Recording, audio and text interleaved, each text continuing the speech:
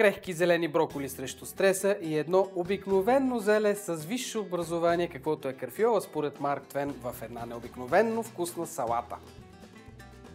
Да, има идеално оръжие срещу стреса и това са броколите. Наистина много може да се говори за всичко, което съдържат, но едва ли е нужно да го помним. Важното е това, което казахме в началото, че този зеленчук помага за нашето добро здраве във всичките му аспекти. Слагам равни количества броколи и карфиол по една малка главичка, около 300 грама. Ето тези ще ги донакъсам на по-малки парченца. И варим 5-8 минути, не повече, е времето необходимо за сваряването и на двата зеленчука. От семейство кръстоцветни. Те са от едно семейство с зелето. Ето тук в тази купа първо ще поставя горчица. Една супена лъжица. И горчицата ще я размия, само така бих могъл да се я изразя, с малко оцет. Ябълков оцет ще ми е достатъчно да сложа една супена лъжица и разбивам с телта. Някои го правят и с лъжицата. Хайде, аз ще опитам. Не съм го правил до сега, но защо пък да няма първи път?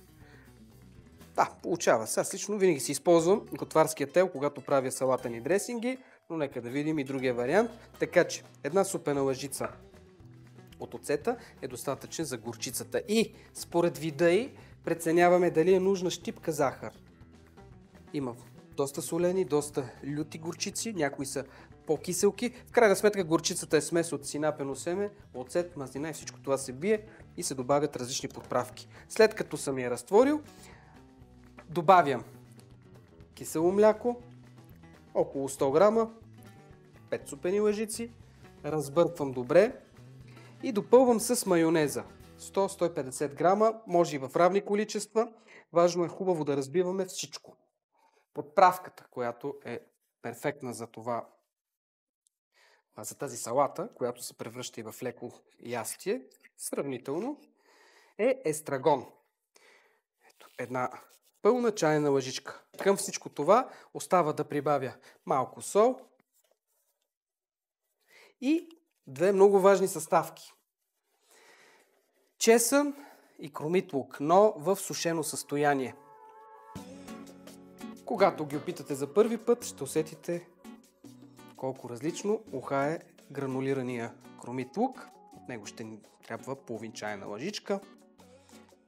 Толкова е и сушения чесън или чесново брашно.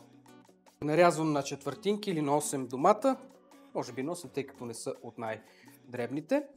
И след като броколите и карфиола са сварени, само да ги проверим.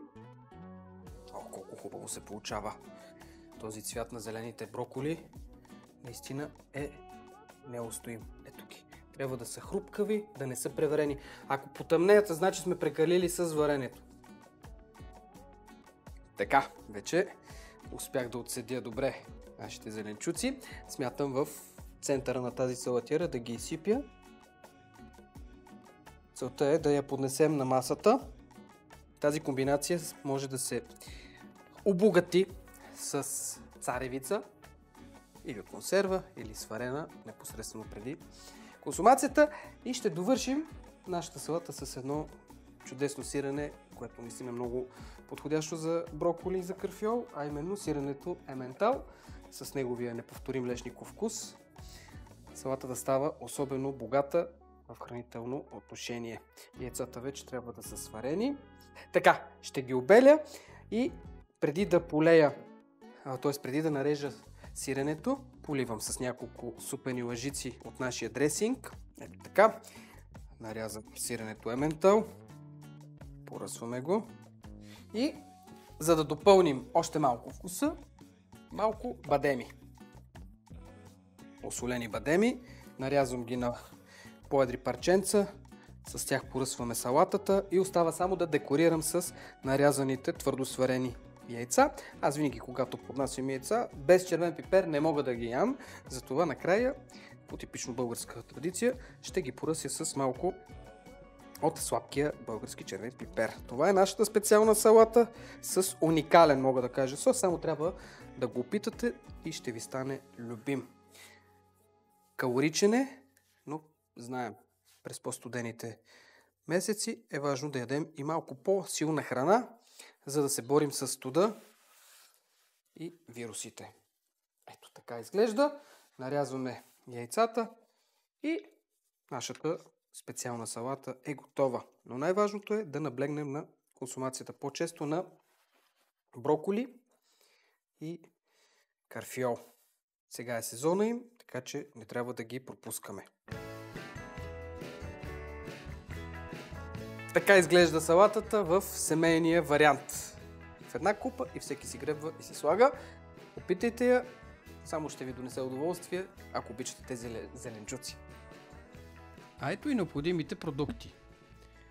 300 грама карфиол, 300 грама броколи, 2 домата, 50 грама бадеми, 2 твърдо сварени яйца, 100 грама сирен ементал, червен пипер за поръсване.